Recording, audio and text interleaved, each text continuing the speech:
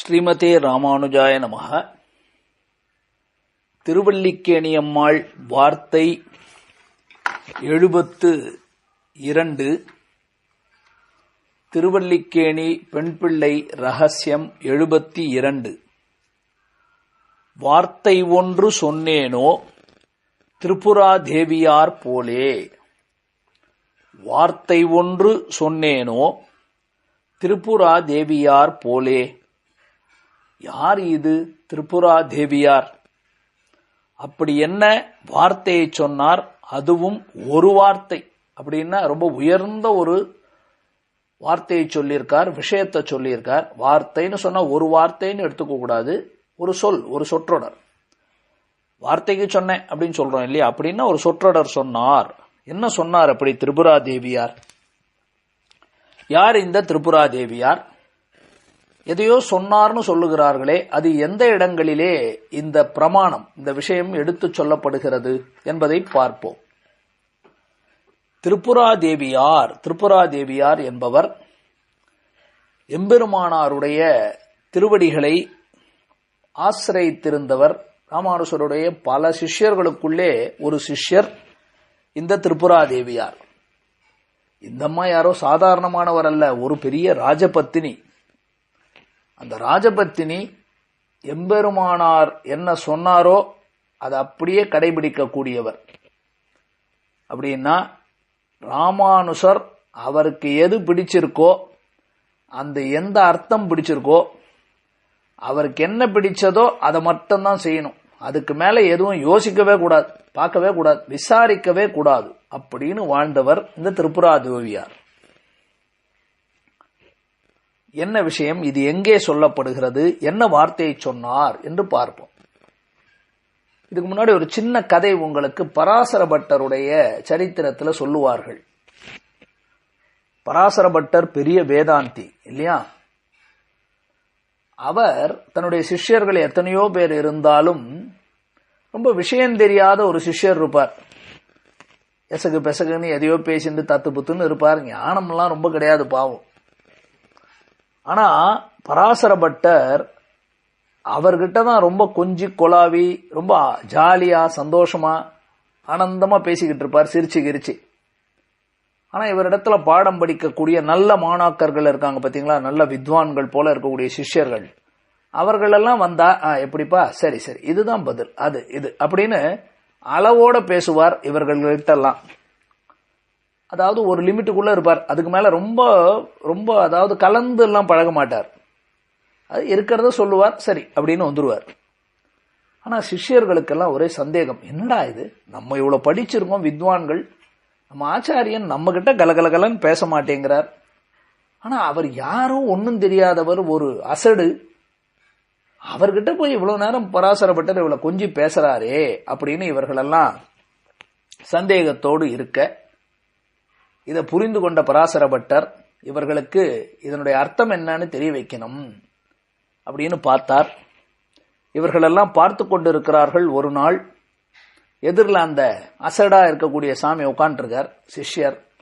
Parasara butter தெரிஞ்சுக்கிட்டார், ஜன்னல் வழியா எல்லாம் பாக்குறாங்க, இவர்கிட்ட ஜாலியா நம்ம சந்தோஷமா பேசுறத பார்த்து, சரி இவங்களுக்கு ஒரு விஷயத்தை புரிய வைப்போம் அப்படின்னு பராசர பட்டர் என்ன பண்ணார், ஓய் ஸ்ரீமன் நாராயணனே பரதெய்வம், அவர்தான் பரமபுருஷன் அப்படின்னு சொல்றமே, அது எதை வைத்து, நீர் என்ன நினைக்கிறீர், அதை பத்து உம்முடைய கருத்து என்ன சொல்லும் அப்படின்னு அவரை பார்த்து கேட்டார். அந்த அசடை பார்த்து, இந்த அசடை பார்த்து கேட்கறதுக்கு முன்னாடி அவர் என்ன பண்ணார், இந்த பராசர பட்டர் இந்த கதையை இப்படி மாத்தி பார்ப்போம்.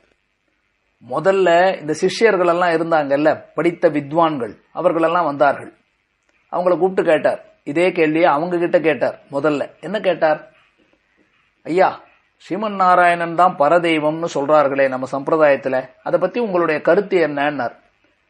ஆளாளுக்கு ஒன்னொன்னு சொல்ல ஆரம்பிச்சிட்டார். ரிக்வேதத்துல எப்படி சொல்லியிருக்கு, யஜுர்வேதத்துல எப்படி சொல்லியிருக்கு, சாம வேதத்துல எப்படி சொல்லியிருக்கு, இதிகாசத்துல எப்படி சொல்லுது, புராணம் எப்படி சொல்லுது, உபனிஷத்துக்கள் எப்படி சொல்லுது, அது இது கடபுடன்னு இஷ்டத்துக்கு ஆளாளுக்கு ஒரு ஸ்லோகத்தை அவர்களுக்கு தெரிந்ததெல்லாம் சொல்லி ஒரே போட்டியோட பேசிக்கொண்டிருக்கிறார்கள்.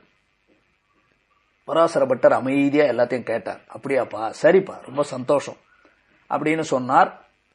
அவர்களை எல்லாம் அப்படி ஓரமா உட்கார வச்சுட்டார். அவங்க தான் அப்படி தள்ளி நின்று பாக்குறாங்க. அமைதியா இருங்கோ அப்படின்னார். இப்பதான் அந்த அசடு வந்தார். அந்த அசடு உட்கார வச்ச உடனே பாக்குறார். எல்லாரும் பாக்குறாங்களா? ஆமா, அவங்க எல்லாம் பாத்துக்கிட்டு இருக்காங்க. இப்ப அசடை பார்த்து இப்ப கேள்வி கேட்கிறார். ஏன்பா, ஸ்ரீமன் நாராயணன் தான் பரதெய்வம்னு சொல்றாங்களே, அதை பத்தி நீ என்ன நினைக்கிற? நாங்கெல்லாம் கும்பிடுறோம் அவர் தான் அப்படின்னு சொல்லி இவர் இடத்துல கேட்டார். இந்த அசடு என்ன பண்ணாரு தெரியுமா? அவரு ரிக்கு யஜுர் சாம இதெல்லாம் சொல்லல, எழுந்து கத்த ஆரம்பிச்சிட்டார், குதிக்க ஆரம்பிச்சிட்டார். அடியேனை பார்த்து சுவாமி இந்த கேள்வி எப்படி கேட்கலாம்? அடியேனை பார்த்து இப்படி ஒரு கேள்வி கேட்கறதா அப்படின்னு ரொம்ப துடிச்சு போயிட்டார். சத்தம் போட ஆரம்பிச்சிட்டார். பராசர பட்டர் கேட்டார், ஏன்பா நான் என்ன தப்பா கேட்டுட்டேன், ஏன் இவ்வளவு கோவப்படுற அப்படின்னு கேட்டார். அதுக்கு அவர் பதில் சொன்னார், நீர் ஆச்சாரியன், ஆச்சாரியன் ஸ்ரீமன் நாராயணன் ரங்கநாதன் தான் பரதெய்வம்னு சொல்லிட்டீர் இல்லையா, அதுக்கப்புறம் ஏது விசாரம்? ராமானுஜர் சொல்லிட்டார், நீர் அதை கேட்கிறீர், நீர் சொல்லிட்டீர், அவ்வளவுதான். அதுக்கப்புறம் நான் எதுக்கு விசாரம் ஆனா எங்க போய் படிக்கணும், யார போய் கேட்கணும்? இந்த கேள்வி எப்படி கேட்கலாம் என்னை? எனக்கு என்ன அப்ப நம்பிக்கை இல்லாதவன்னு நினைச்சிட்டீரா? அப்படி இப்படின்னு பேச ஆரம்பிச்சிட்டார். பராசர பட்டர் இப்ப அவர்களை பார்த்தார்.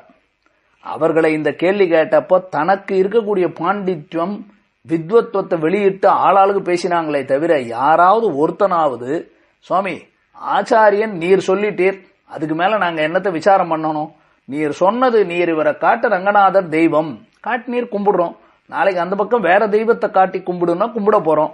அப்ப ஆச்சாரியனுடைய ருச்சி, ஆச்சாரிய ருச்சி பரிகிரகிதமான அர்த்தமே சாத்விகர்க பரிகிராஹ்யம்.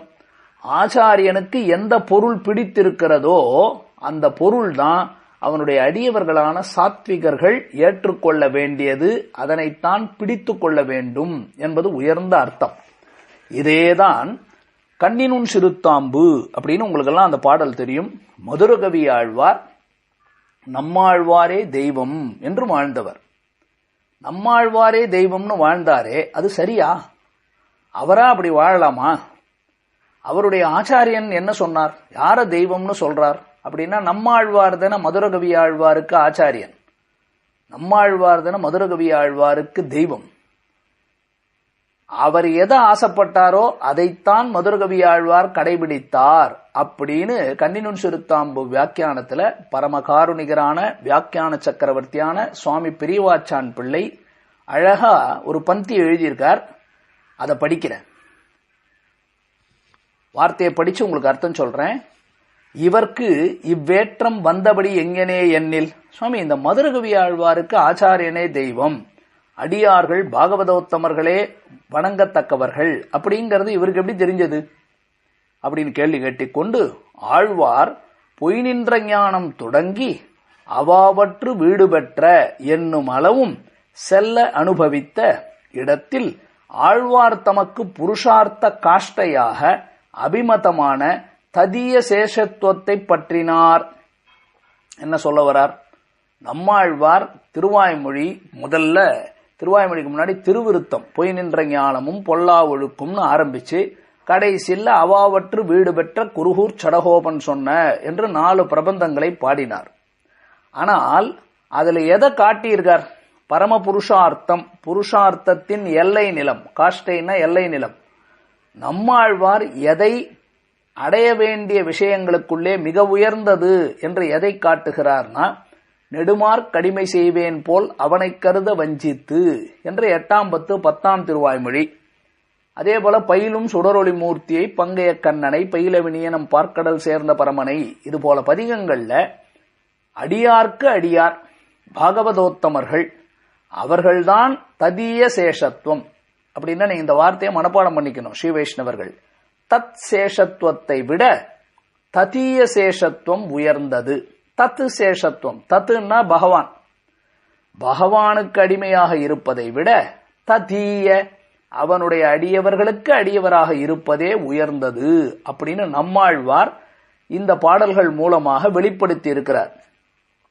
அத மதுரகவி ஆழ்வார் கேட்டுட்டே இருக்காரு இல்ல, பக்கத்துல உட்கார்ந்து அவர் தானே ஏடுபடுத்தினார் முதல்ல. அப்ப அவருக்கு என்ன தெரிஞ்சு போச்சு? ஆச்சாரிய ருச்சி பரிகிரகீதமான அர்த்தமே சாத்விகர்க்கு பரிகிராஹ்யம். ஆச்சாரியனுக்கு எந்த அர்த்தம் ரொம்ப பிடிச்சிருக்கு, அவர் எதனை உயர்ந்த கருத்தாக வெளியிடுகிறார், அவருக்கு பிடித்த கருத்து எதுவோ அதைதான் அவருடைய அடியவர்கள் சத்துவகுணம் இருக்கிறவர்கள் அதைத்தான் பரிகிரகித்துக் கொள்ள வேண்டும். அதுதான் கெட்டியா பிடிச்சுக்கணும். பரிகிரகித்தல்னா நல்ல கெட்டியா வாங்கிக்கணும், பிடிச்சு வச்சுக்கணும். ஆச்சாரியனுக்கு எந்த பொருள் தெளிவாக பிடித்திருக்கிறதோ அவருக்கு பிடிச்ச அந்த பொருளை தான் அடியார்கள் சாத்விகர்கள் பற்றி கொள்ள வேண்டும், பிடித்து கொள்ள வேண்டும், கெட்டியாக உறுதியாக. அப்படிங்கறத அங்க எழுதியிருக்கார். அப்புறம் கேள்வி வருது, இது என்ன இது, அந்த மாதிரி எங்க நடந்திருக்கு அப்படின்னு கேட்டா மகாபாரதத்துல இருந்து எடுத்து உதாரணம் சொல்றார்.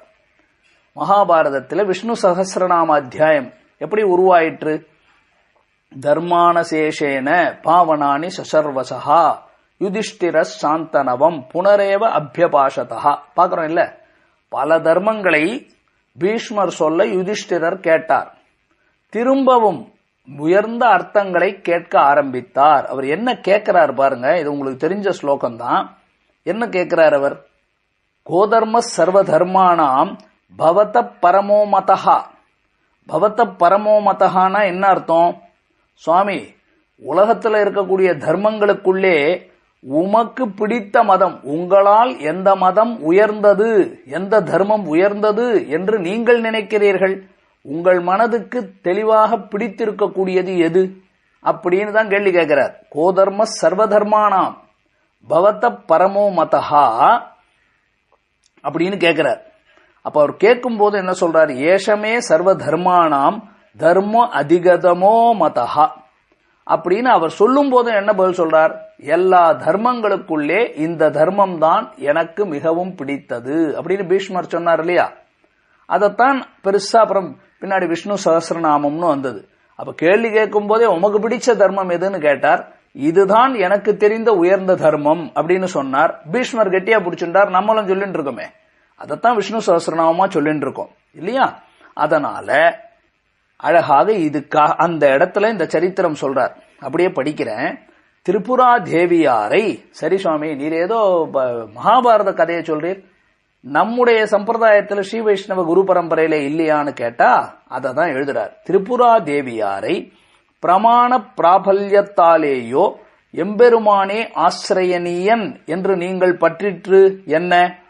திரிபுரா தேவியார சில வைஷ்ணவர்கள், ஸ்ரீ வைஷ்ணவர்கள் கேட்கிறாங்க, ஆமா நீங்க பிரமாண பிராபல்யம் அப்படின்னா ஸ்ரீமன் நாராயணனே தெய்வம் என்று பல பிரமாணங்கள் அறுதியிட்டு உறுதியாக சொல்லுகின்றன, அதனாலதான் அவரே பற்ற தகுந்தவர்னு நினைக்கிறீரா அப்படின்னு கேள்வி கேட்கிறாங்க. வேதம், வேதாந்தம், இதிகாசம், புராணம் போன்றவை எல்லாம் ஸ்ரீமன் நாராயணனே பரதெய்வம் அப்படின்னு ரொம்ப பிரபல்யமா சொல்லுது, அதனாலதான் அவரை போய் பற்றுகிறீர்களா அப்படின்னு கேள்வி கேட்க அந்த அம்மா சொன்ன பதில் தான் இப்ப நமக்கு வேண்டியது. வார்த்தை ஒன்று சொன்னேனோ, அந்த அம்மா சொன்ன வார்த்தை என்ன தெரியுமா? பளிச்சுன்னு பதில் சொல்றாங்க. சொன்ன வார்த்தை, அது ஒன்றும் அன்று, அதெல்லாம் ஒன்றும் கிடையாது. அது என்ன பிரமாணம், பிரமாணத்துல என்ன சொல்லியிருக்குன்னு யாருக்கு தெரியும்? அதெல்லாம் ஒன்றும் கிடையாது. எம்பெருமானார் காடிச்சால் மூலையில் தேவதையை ஆசிரயித்தாராகில் அதுவே எங்களுக்கும் ஆசிரியனீய வஸ்துவாக கடவது என்றாள். முடிச்சுட்டா பாருங்க. எங்களுக்கு தெரிஞ்சதெல்லாம் எம்பெருமானார் அங்க கை காட்டினார், உள்ள படுத்துட்டு இருக்காரு ரங்கநாதர், அவர் தான் பரதெய்வம்னு சொன்னார், அவரை போய் கும்பிடுவோம். அதே எம்பெருமானார் காடிச்சால் மூலையில், அது என்னது சுவாமி காடச்சால் மூலை? வடகிழக்கு மூலை. நம்ம வீட்டுல இந்த வாஸ்து எல்லாம் பாக்குறாங்கல்ல, அதுக்கு வடகிழக்கு மூலை.